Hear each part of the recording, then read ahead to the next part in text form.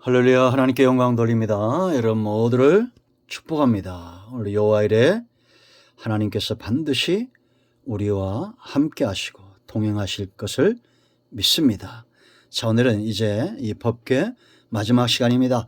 전체적으로 한번 살펴보고 이제 이 성소 지성소를 감싸고 있는 널판과 덮개를 살펴보도록 그렇게 하겠습니다. 그러면 성막론이 끝나게 될 것입니다. 자, 먼저 기도합니다. 하나님 감사합니다. 주의 은혜를 쫓아 성막의 시간들을 이렇게 깊이 묵상하게 하시니 감사합니다. 이제 법궤 마지막 시간입니다. 새로운 것들이 우리 삶 가운데 깊이 뿌리내리게 하시고 하나님의 행하심을 눈으로 보는 것처럼 귀로 듣는 것처럼 손으로 만짐받은 것처럼 체험하고 깨닫고 믿음에 서게 하옵소서. 하나님 중심 성전 중심의 삶이 어떤 것인가를 우리가 알기를 원합니다. 종을 낮추시고 겸손하게 하시고 오직 말씀의 도구만 되게 하옵소서. 예수님의 이름으로 사모하며 축복하며 기도합니다. 아멘. 출애굽기 25장 10절로 22절까지 말씀을 읽어보시고요. 자, 한 번 더 그림을 보겠습니다. 이렇게 생겼습니다. 이 밑엔 뚜껑을 이렇게 분리해놨고요. 위에 좀 덮여져 있죠. 그래서 이 법궤를 하나님의 임재의 상징으로 보고 이 뚜껑은 속죄소 피가 뿌렸던, 그래서 예수 그리스도를 상징한다, 주님을 상징한다, 이렇게들 해석을 하고 있습니다. 자, 여러분, 이름이 주는 대장이 7월 10일 날 대주일에 만났는데 이름이 주는 교훈들이 있다고 했습니다. 왜냐하면 이름은 그것의 용도를 이야기하고 또 우리가 사람의 이름도 생각할 때 그 사람의 성격이나 본성들이 다 드러나죠. 모든 기계는 이름이 있습니다. 마찬가지로 하나님이 이 법궤도 이름을 정할 때에는 그 하나님이 행하시고자 하는 계시하고자 하는 것들이 있었다라는 거죠. 그 첫 번째는 법궤였습니다. 법은 제정자나 백성이나 다 영향을 받죠. 우리는 구약이나 신약에 기록된 이 모든 말씀들, 십계명과 규례와 율례들을 통해서 그 혜택을 누리는 자들입니다. 하나님의 입에서 나오는 말씀으로 살죠. 우리가 시편 119편에 봤던 것처럼 우리의 영혼을 소송케 하고 우리의 마음을 즐겁게 하고 눈을 열게 하고 영원히 이르는 것들, 우리가 금과 꿀만큼 사모해야 될 그런 것들이 바로 하나님의 입에서 나오는 말씀들이죠. 하나님이 사람을 창조하시고 그들을 사랑하시는 순간부터 이 말씀에 매였다, 법에 매였다라는 겁니다. 얼마나 망극합니까? 전능하신 하나님이 백성을 사랑해서 법을 만드시고 제정하시고 이제는 이 백성과 함께 하시는 겁니다. 그럼 두 번째, 언약궤. 그렇습니다.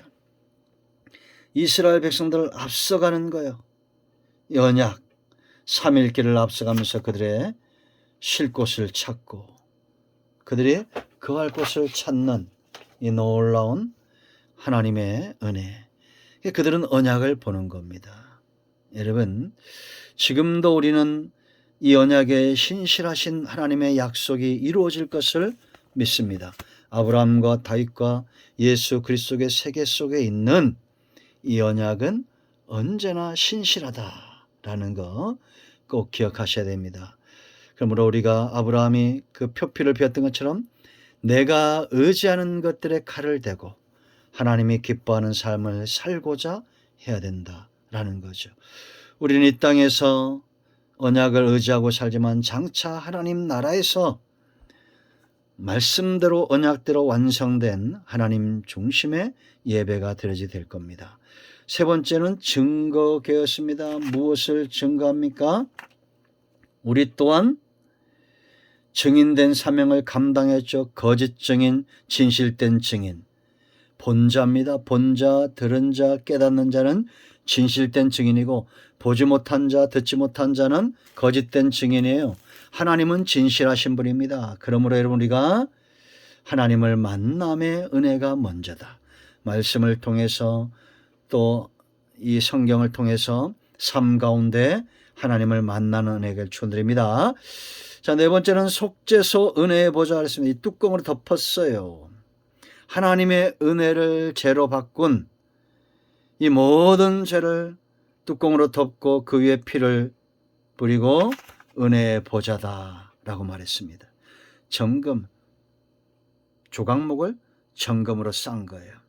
여러분, 우리가 연단받은 이후에 연단을 받을수록 우리는 하나님 앞에 거룩한 존재가 되고 주의 보혈을 의지하며 씻을수록 거룩한 존재가 됩니다. 그래서 이 덮개는 화해의 뜻이 있다. 전에는 경건치 않았고 연약했고 죄인이었고 원수되었던 하나님과 멀었던 우리를 위하여 예수님이 화목의 제물이 되고 이제는 하나님과 화평되었다. 순근 그룹이 있었죠. 사람의 몸을 가진 하나님의 임재의 상징, 이곳에서 하나님의 음성이 있었다. 정의와 자비, 하나님은 공의로우신 분이고 또한 자비로우신 분이에요. 주의 보혈을 의지하는 자들이 하나님의 공의를 만족시키고 그들에게 자비와 긍휼의 은총이 내릴 것입니다. 자, 이 안에 내용물들이 주는 은혜가 있었죠. 만나와 아론의 쌍난 지팡이와 돌비 십계명입니다. 영원히 기록하게 된 간직하게 했는데 지금은 어디로 간지 사라졌죠. 예수님을 통해서 온전히 회복되어졌기 때문입니다. 예레미야 3장에 있는 대로 이제는 다른 예배가 드려지는 거예요. 하나님이 3장 10절에 대로 하나님이 기뻐하는 예배들이 예수님을 통해서 드려지는 거죠. 만나 모세를 통해서 주어졌던 만나는 먹는다 이제 다 죽었지만 생명의 떡이신 예수님을 통해서 먹는 교훈과 복음과 말씀을 먹는 자들은 영원히 사는 겁니다.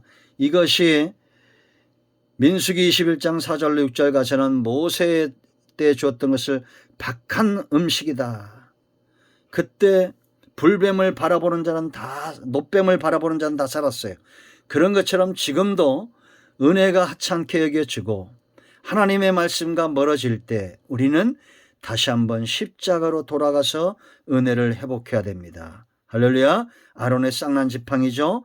하나님의 권위, 사람을 보고 모세를 대적하고 아론을 대적한 것이 아니라 그들은 궁극적으로 하나님을 대적하고 분수에 지나친 탐심이 그들로 하여금 그렇게 만들었다라는 겁니다. 우리는 마땅히 만족하고 감사하고 하나님께서 내게 맡겨진 사명을 잘 감당해야 될 줄로 믿습니다. 마른 막대기와 같은 인생 아닙니까? 하나님이 생기를 불어넣어 주셔야 생명 있고 쓰임받는 겁니다. 그러므로 겸손해져야 됩니다. 마지막으로 이 돌비입니다. 하나님의 법을 돌판에 새겼다는 것은 사라지지 않는 겁니다. 그대로 된다는 겁니다. 여러분, 그 마음의 중심에 법이 있다는 것은 하나님과 사람 사이에 경계선, 넘지 말아야 될 선이 있다는 겁니다. 창세기 2장 10절 17절 선악과는 경계선이라고 그랬죠. 지금도 이 경계선이 있어야 돼요. 법을 하나님이 더디오신다고 말씀에서 떠나고 하나님에게서 떠나고 법에서 떠나 우상숭배에 빠졌던 자들의 모든 저주를 끊었던 모세와 레위지파가 있었습니다. 여호수아 같은 자들이 있었죠. 그들 때문에 다시 한번 하나님을 만난 모세의 얼굴에 광채가 떠오르고 이스라엘이 평정된 것을 보게 됩니다. 여러분, 우리는 하나님의 은혜를 죄로 바꾸는 누를 범해서는 안 됩니다. 하나님의 은혜 가운데 감사하고 기뻐하고 하나님이 기뻐하는 삶을 쫓는 우리 모두가 되어 예수 그리스도의 보혈을 의지하여 담대히 성소로 나고 지성소로 나가 하나님을 만나는 생명력 있는 삶을 살기를 축원드립니다. 기도합니다. 할렐루야. 예수 그리스도의 이름을 의지하여 기도합니다. 이 말씀대로 되는 은혜가 있게 하옵소서.